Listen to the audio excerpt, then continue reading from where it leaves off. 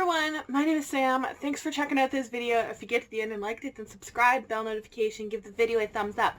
I feel like in the last little while I've talked to a lot of people who are like, I'm looking for either hidden gems or books that have recent come out but aren't New York Times bestsellers, or books by lesser known authors, just underappreciated, underacknowledged, underhyped, undervisible, right? Books that are not quite as easy, you can easily find a picture of, any book by Sarah J. Maas, but books that are less likely to be that. So I went through all of the books that I've read in the last couple of years and looked at how many reviews they had, and just thinking of how many people actually see talking about it, whether I see people on Instagram, all that fun stuff. So I pulled together a list of books that if you are looking for something different to read, something that's just, it's not Sarah J. Maas, or it's not,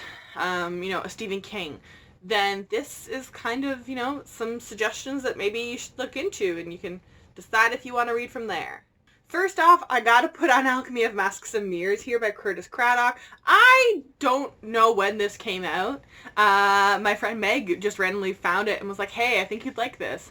And I read it and I was like, yeah.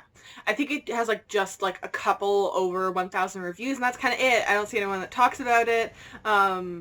The publisher, the bookstores don't carry it in the bookstore. I haven't seen any groups do it. I feel like it's just it's a steampunk kind of Three Musketeers kind of retelling. It's fantastic. They're kind of expensive books too, so I can imagine why people are like, yeah. If you can get it through your library, definitely get it through your library, or pick up a paperback copy. Hopefully it's cheaper. But yeah, I would highly recommend this. The first book is fantastic. I really enjoyed the second one as well. I think the first one was just a little bit better, and I can't wait for the third and final book to come out. I feel like they're just a really underappreciated. It straddles the YA and the adult genre, age categorization there, but it's definitely more of a fantasy with some steampunky elements. There's people have the ability to travel via mirrors, and there's an assassination attempt. It's fantastic. Highly recommend this book. It's very underappreciated. I will go to my damn grave talking about this book, okay? First of all, I just wish that more people would read it so that the publisher would maybe do audiobooks of it, because I want to know how to properly pronounce some of these names. But I literally just saw someone the other day who was like, hey, I'm looking for a retelling of something like Romeo and Juliet, or some sort of kind of similar thing. And I was like, bitch, I got Tristan and Hes Old for you. So it's a Tristan and Hes Old retelling, but with some paranormal magical aspects thrown in. It's amazing. You know exactly how it's gonna end, but you just kind of forget. But then you're like, oh, maybe all of these characters, the author clearly loves them. Maybe she'll not do them dirty. Oh no, she just did them dirty. So the first book, I think I stayed up until 2 a.m. finishing, and then just cried for the rest of the night and tried to function the next day. It's fantastic. The third and final book is also coming out in 2020, so you don't have to wait. You can just get all 3 books basically and read them. The second book is just as good. I somehow managed to finish in 2 days while reading it at a conference. I don't know how the heck I did that, but it's just fantastic. It's just the character, the main character especially, there's so much relationship drama, but it's so romantic, but it's so messed up, and the paranormal and the magic potion comes into play right at the beginning, and you know what's going to happen with it, but you pray you don't. But yeah, so just, I need everyone to read this. I'm a big fan of Christina Perez as soon as I read this book, and I was like, okay, I have to follow and read everything that she puts out now. So very highly recommend this baby. So I feel like this book has a couple thousand reviews or so on Goodreads, but not enough people talk about it. It still lingers in my soul. I read this book a year and a half ago now, it feels like. It's got to be close to a year and a half ago. And I still don't know if this actually happened, or if this was all in the kids' brains trying to cope with everything that happened in World War II. it confuses me an awful lot. The book is fantastic. It messed up. It makes you think. Laura Weymouth herself just has amazing writing. She has another book, A Treason of Thorns, which is another one I feel like is underappreciated, but I feel like this one is the better of the two. I feel like it also has mass appeal. It's got these Narnia vibes in here that it just messes with, and then it messes with history as well. And the siblings, I just adore the two sisters. Just absolutely adore them. And I feel like this is the sort of book that I really, really, really love. They're books set in World War II, but not necessarily about World War II, but they kind of are, because it's about like all the post-traumatic stress that everyone is in after the war and going through all the bombings and everything. It's just an underappreciated, beautiful, designed book as well. But the author, I need more people to read her stuff because I need more from the author. I think she's still working on more projects, but I need to ensure the publishers have the sale to justify buying more stuff from her. So please, if you're going to do read any book that I'm going to recommend in this video, it's got to be The Light at the Bottom of the World. It's amazing. Like, mind-blowingly beautifully written, and the story itself is just amazing. I know, like, absolutely no one who has read White Rose by Kip Wilson. I'm still looking for a freaking physical finished copy because I haven't seen it in a bookstore anywhere, and I want to know what it, like, looks like underneath and everything, right? This is and I can understand, too, like, books that are not traditional, you know, writing. This is written in verse. I just feel like we love to, like, read, like, set things on World War II, but I feel like I think it's important that we look at the people who resisted in times when they could have benefited and privileged from not resisting, because those are the people that helped kind of swing a lot of everything that happened in World War II and the Holocaust. White Rose Resistance is a perfect example that they went down so fast too, it seems. But the main characters, Sophie and Hans, I had the opportunity to go see the little memorial pole that's in Berlin with them, and they go so fast. But Sophie is just like this gem, and like I wish more people would know about her because I feel like she's really important in history to raise your children the way she is. When you look at the way the world is right now, that just because you benefit from something, we need to stop that attitude of well, it doesn't affect me until it does affect me, and then I have an issue with it. Well, what do you mean all of a sudden you hate? What's that clip of like that guy in like the United States in like the 1950s or whatever, or 40s being like, and the Jews and the whatever, and the guy is like, oh well, that's fine, and then the guy's like, and the Freemasons, and the guy's like, hey, why do you hate the Freemasons? All of a sudden, the guy besides him like, oh, so you were okay with all of it when he was targeting the Jews and the Muslims and the whatever, but as soon as he brings in what affects you, you have an issue with it? Why? Like, we need to stop that, and I feel like we do that an awful lot in this world, and I feel like this is a perfect way to introduce the concept of resistance without being super gory. It's beautifully written. It's beautifully explained. I got attached to Sophie in this, again, despite the fact that I knew I shouldn't. I knew how it was going to end. But it's just absolutely beautiful. I love the artwork as well. And it's a really good, interesting book if you want to try and get into reading something in verse. Heretics Anonymous. I'm just angry that this book didn't become like a New York Times bestsellers because this is one of my favorite books of all times.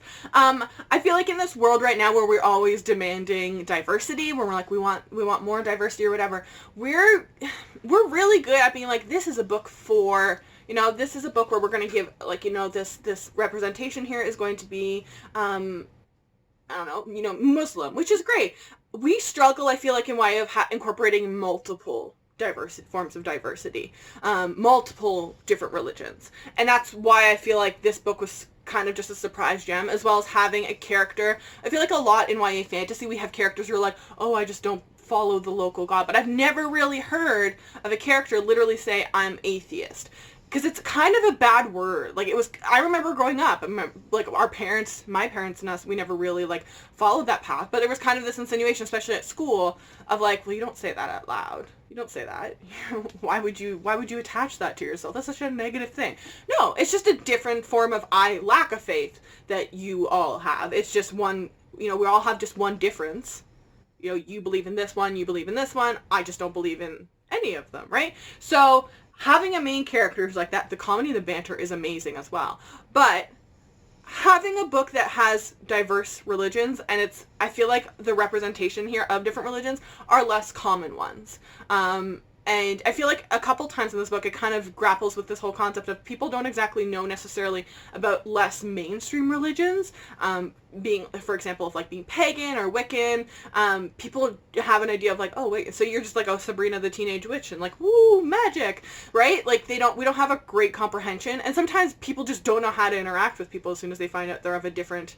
I've had that happen where people kind of stop mid-sentence after they're like, what do you mean you're not religious? What do you mean you're not Roman Catholic? No.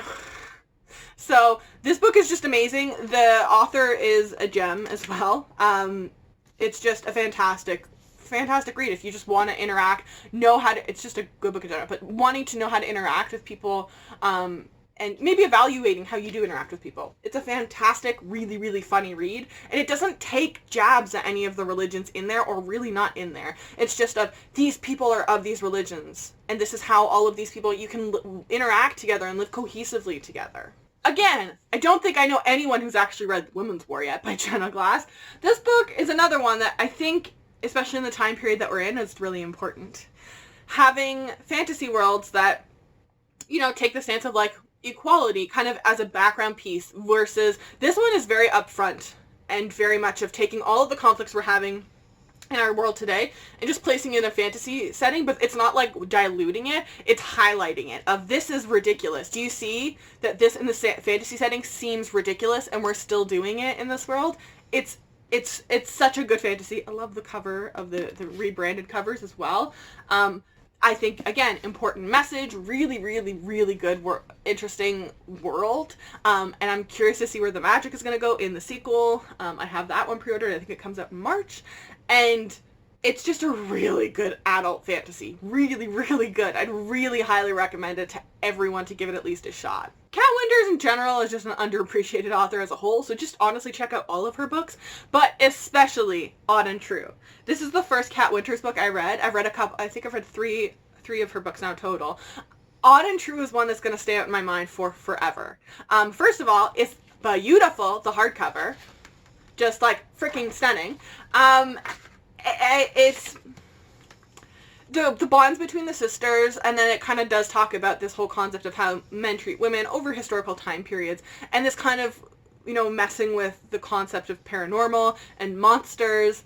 It's just a fantastic read. It helps me like unplug my brain from the real world, that it's very clearly history and we're messing with it and it's not real, but like I feel like the messages are very clear, come across. I love the relationships between the sisters. One of the sisters, if you can tell to here as well, does have a cane, so she does have a little bit of a physical handicap, which is always great, unique, uncommon, rare representation. It's just a really fantastic book across the board. I'd really highly recommend it. I kind of want to do a buddy read with this one, like coming October or something like that with people. I don't know. It's a really fantastic book, and it just kind of flew under everyone's radar despite having an absolutely amazing cover and under dust jacket design. And just appreciate Kat Winters. You should all do that. I can't imagine anyone's super surprised this is on on this list. So The Light at the Bottom of the World by Linda Shaw. It has like well under, I think, 1,000 reviews on Goodreads as I'm filming this. I have been craving so desperately a book set in Atlantis for like 2 years now, it feels like. And this is like the first book I've read since that has like actually like it, like I was reading, I was like, oh, this is like scratching that itch of like, set it in Atlantis. It's not set in Atlantis, but it's set in the underworld. It's the entire planet in 2099, I think it is. Yeah, 2099 is underwater. We all live underwater. And so there's a heist in it, and the representation in it is great. We have British, Afghani, Muslim-owned voices. There's a a submarine race underneath that seems a little bit kind of like a video game almost, the way it's kind of described. It's really, really good. It's really, really good. So freaking good. The cover is also beautiful. I can't wait to see what's coming next. There's definitely a government conspiracy and this conflict of like these mer people, and again of ostracizing the other in society. It's fantastic. It's a gem, okay? So please read this. The second book doesn't have a title or a release date yet. It's on Goodreads, that's all I know. And there's just so much positive stuff about this, and I want more people to read it so I can talk to more people about it. I especially loved the main character. The main female character was just wonderful. She wasn't, stupid or timid or ditzy or anything like that. She was a really good, strong female character. And my last underappreciated, underhyped, less visible book recommendation is A Mad Wicked Folly by Sharon Biggs Waller. This book has been on my shelf for forever, and I finally read it in December, and boy, I wish more people had told me, about this book to read. I just picked it up by fluke off Book Outlet. No one told me to pick it up. I had never heard of the author anywhere. I actually don't know that I've seen her Instagram or Twitter or anything like that anywhere on any of my timelines. I know she has had a book come out in 2019, I think it was. She writes books about really difficult topics, or very real topics, so this one especially is focusing on sexism and the suffragette movement. The main character is so good. She is what I crave in historical fictions. When I read a historical fiction, when I know we're going to be dealing with sexism, classism, racism, xenophobia, just tons of different issues, and then, when you go in and the character's just this timid person, and, just kind of nods and takes it for the whole book, and, justifies it as, oh, it's actually my fault, they go full, Tana Mogo, whatever her name is, with Jake Paul being it's actually my fault because I wasn't clear enough that you shouldn't cheat on, all that crap. I wish more historical fiction female characters were written like this, that she belongs in this time period that's so very clear, but she also is a bit more modern leaning in her ideas and her concept, but it also fits in with different parts of that society within the art world of this, for example. It's fantastic. The covers are horrendous. The publisher, butchered that. All of the versions of the covers I've seen, they don't make any sense. They don't in any way translate the content to outside, but it's up there with, Veronica Speedwell in terms of good historical fictions with female characters that challenge things, that don't make me want to scream into a pillow or throw the book at the wall, okay? Well, the sexism in it does, but the main character doesn't. So I want more people to read this, okay? That's all just underappreciated. So to the probably maybe 10 people of you that will actually watch this video, because everyone seems to watch my TBR videos, and my list videos get few reviews. That's fine. I like the list views though. They help me organize my brain a lot. Or list videos. But yeah, so those are some books that I'd recommend you take a look into if you're looking to steer yourself away from the less, steer away for a little bit, or, just to expand what you're reading away from Leigh Bardugo, Holly Black, Sarah J. Maas. Maybe you're trying to dip your toe into some fantasies that are adult. Maybe you are trying to read more books that are maybe not contemporary setting, but are dealing with tougher topics. I think there's a lot of good options here for you. I will link all of these books in the description box down below. I will also link all of my social media. If you follow me, I will follow you back. And have a wonderful day. I will see you next time.